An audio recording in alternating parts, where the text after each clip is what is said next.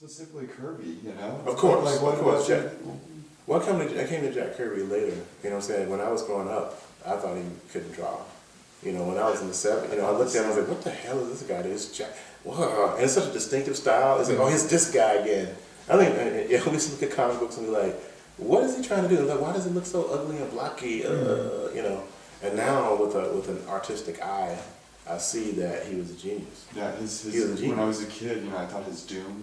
I hated his Doom. I hated everything, but the thing is, I still collected him because I knew it was the characters and stuff. He's the king. He's the king. Yeah, it's like I'm like, who is this guy? You know, and like, why is he drawing all my favorite characters? Right. And now I understand, like, oh, he co-created. And as well, like, is there anything to any of your? By the way, are we really? Yeah. is there something specifically to you? Also, the fact that he didn't get any of the credit really until recently. Yes, exactly. That was something that actually helped us, that made us create. So it was not necessarily like, of course, you can't not be influenced by Jack Kirby and be in comics. That's the first thing.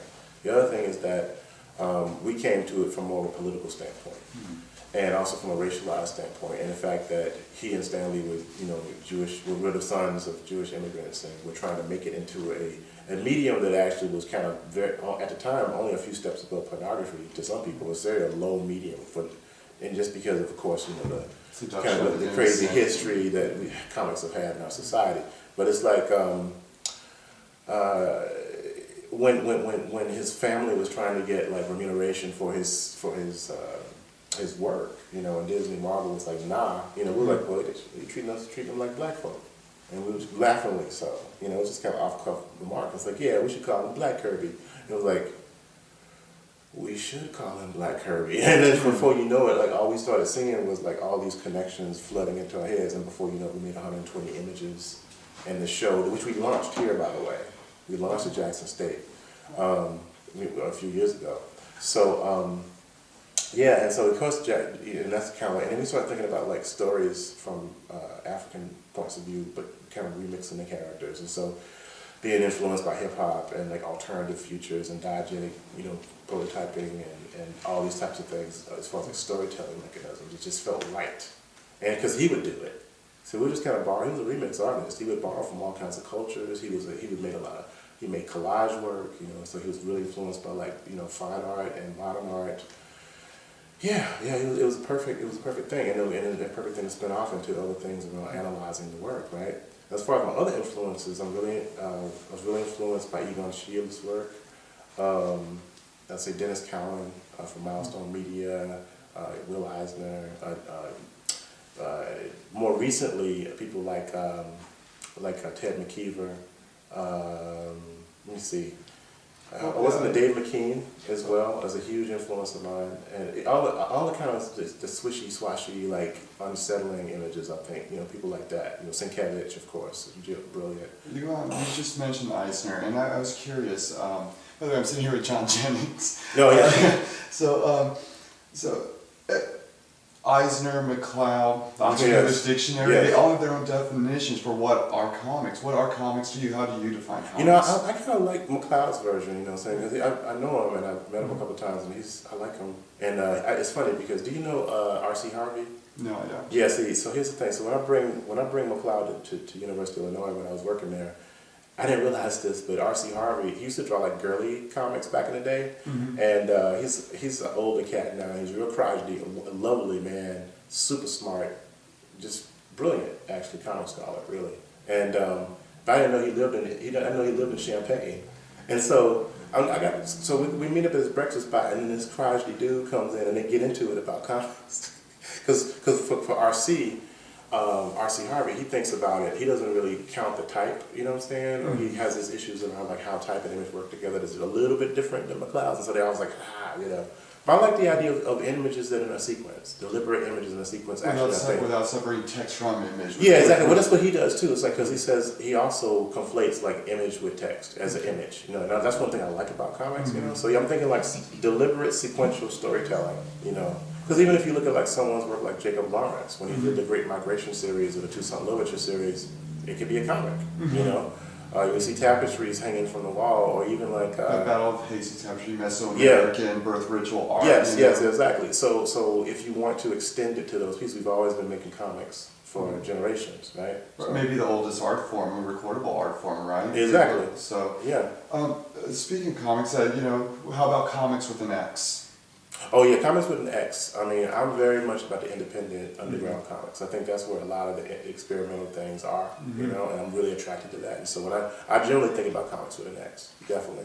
You know, I have my issues with the mainstream, especially now that, you know, they say that Marvel and DC are comic book companies, but they're not comic book companies. They're the arms of larger, you know, subsidiaries of Disney at this They point. could totally shut down production and still be a multi-billion-dollar company. They just use it for like IP farms and stuff, which is one of the issues with how diversity's been handled in comics, because they can't really change that much because it's a brand. You know, like you look at a logo, Superman's logo is a brand. You know, like for instance, if they're shifting, it's always going to go back to the default because it's like, hey, well, here's brand X and let's try it for a little bit. Batman's bat symbol didn't have a circle around it until you had to make it an icon to sell it, a trademark. That's right. And that was during the Denny O'Neil era, as I recall. Yeah, this is what we need to be about. Right? Well, that's the mythology around it, right? So yeah. Well, one of the things about comics with the X is I often associate that with the early underground people like Robert Crumb. Yeah. And how do you... He's an influence. Okay. Yeah, but there's the problematic imagery he has around race and women. Right, around race and women specifically. Yeah. It's I mean, it's almost like he's kind of like the weird, like what do you call it? What's his name? Quentin Tarantino of underground comics, right? Where like he does talk about like the underbelly of American society. He does talk about the real, you know, and even if it's problematic, it's truthful, and I think that's what attracts people to it. Yes, like is it Angel Food McQueen or Angel Cake McQueen, whatever, the hyper sexualized, hyper black, super stereotype image, you know? He really is drawing from how the bestiality and monstrosity that how black people are seen still to this day. You know, because this thing is like when Trayvon Martin gets killed after going to a grocery store to get something to eat or what have you, he's being misread as a thug, you know what I'm saying? Because what's happened is like we've been programmed to read the black body as a type of text that, you know, there's a certain disconnect between like what the black body as a text is portraying and how we read it. So I've been really interested in what I've been kind of terming as critical race design studies. Race as a designed index for a particular set of discriminatory systems, right? And that's where my head is right now about it. So the graphic detritus connected to racism and how it's projected, you know, through signage, through illustration, these types of things, right? Because to me, it's a misreading of the black body that we're kind of imprisoned in. And Charles Mills talks about this quite a bit in the social contract, right? Where he talks about how like the stereotype stands in for the actual, right? But we can only read the stereotype, but it totally displaces the real. I mean, think about Darren Wilson's commentary about like about Michael Brown, like a monster, a demon.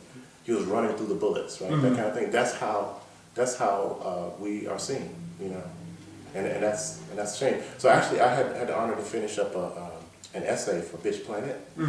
I think I might be the first man to write for them, actually. In the Bitches Be Like section. Yeah, that's awesome. And so I wrote this short piece called Skin Cells. I was thinking about like the black body, the way it's been constructed as a prison to a certain degree, and that the real stuff is kind of in there trying to get out and say, hey, please don't shoot me, I'm in here, you know, that kind of thing, right?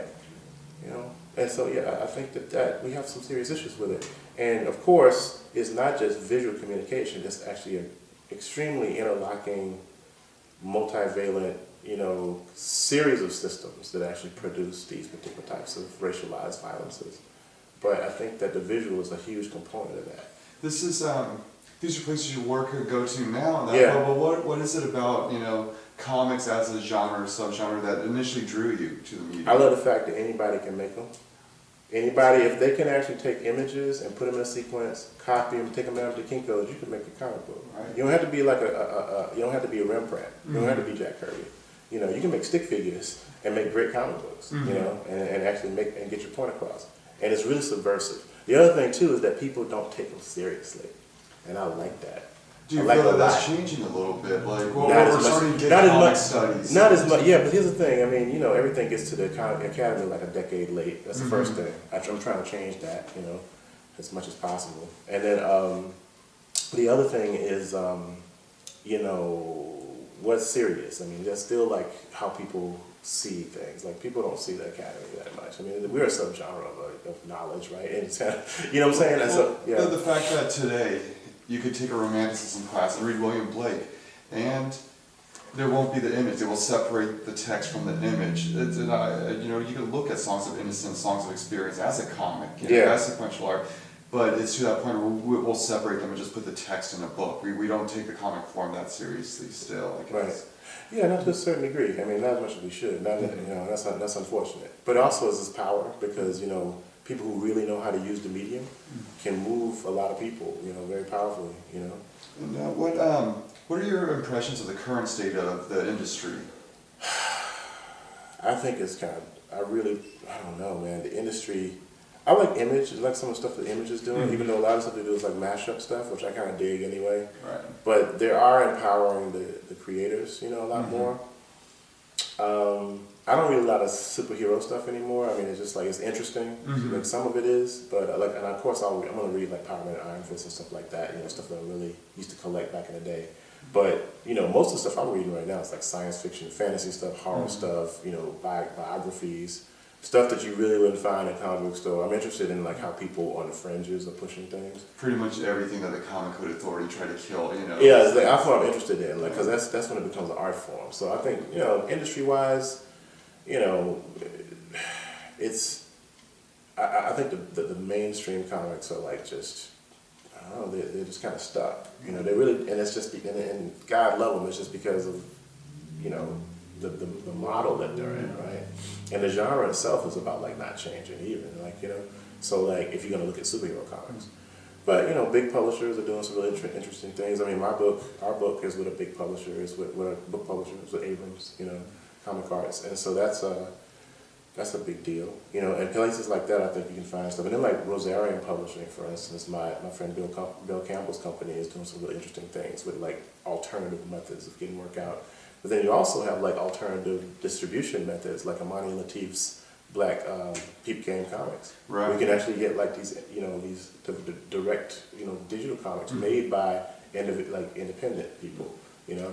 So yeah, I think it's interesting. I think technology has changed a lot of stuff as far as like how, you know, how we're looking at things, right? And I guess to start wrapping this up a little bit, I was just curious about your impressions of the symposium this year, and what specifically, it's going to be hard to narrow things down, but what are some things that are especially resonated? Like what are you taking with you at the end of this? Wow, I can't even. It's too much. We're still in the middle of it. That's not even a fair question, Chris. True. I'm like, man, but I'm just so overwhelmed by the energy and the support, you know. There's certain panels that were so brilliant. I mean, I know these people. These are my friends. You know, there's people I talk to a lot. But you get them together, it's like some of the smartest people that I've ever known in my life, just in one space. You know, along with people that I love, like my friends and my family, being in the same space. For me, in particular, it's, you know, it's overwhelming in a certain sense. You know, because it's like, this is my home. You know what I'm saying? This is where I came from. And then for people to come here and talk about the future, and talk about black politics, and talk about black narratives, to me, it was heaven. You know, it says heaven for me. You know, Planet Deep South, you know, is where it is, you know. But it's always in here constantly. But this is what it is, you know, in here. That's fantastic. And you know, one last question. You know, especially after we just talked about how you're kind of gone out with superheroes. I'm abreast of things. Right. Well, in the vein of like the Bernard Pivot questionnaire. Yeah. What superpower would you like to have and why? Oh, definitely Professor X. Professor X, man. But I want to have like the heart of a saint though, because I don't have the heart of a saint. You know what I'm saying? I want to. But you can't have that power and not be a good person. I'm an okay person. You know what I'm saying? I think I'm all right. But I don't know if I can actually like have that power right now, because I'll probably do some insidious shit. But here's the thing. But if I was a better person, you know what I'm saying, I think that I would love to have that power, because I want people to see each other. You know, that's right. I think Professor X. can stop things and make things better. You know, I really believe his vision. I like that character, or like the morality of the character. You know, so maybe I could like borrow some of his morality, because you know I'm too angry. Sometimes I get really. Sometimes I'm still angry about things. But if you look at my own work and the stuff that I make, it's like, you know, I'm really into like, you know, restorative justice and revenge politics a little bit too much for me to be having that power. Right. But it's an awesome power to have, you know, and I think what he can do is like have people live in each other's heads and make people stop and listen, you know, and maybe give them a little bit of a nudge. Just a little nudge. Just a little nudge. So maybe you shouldn't shoot those people. Maybe you should not try to control that womb. You know what I'm saying? Maybe, Right. you know what I'm saying? No, absolutely. Yeah. Well, John, thank you so much for your time. Oh no, it was great, Chris. Thank you so much. Seriously. All right. Thank you. Really appreciate it.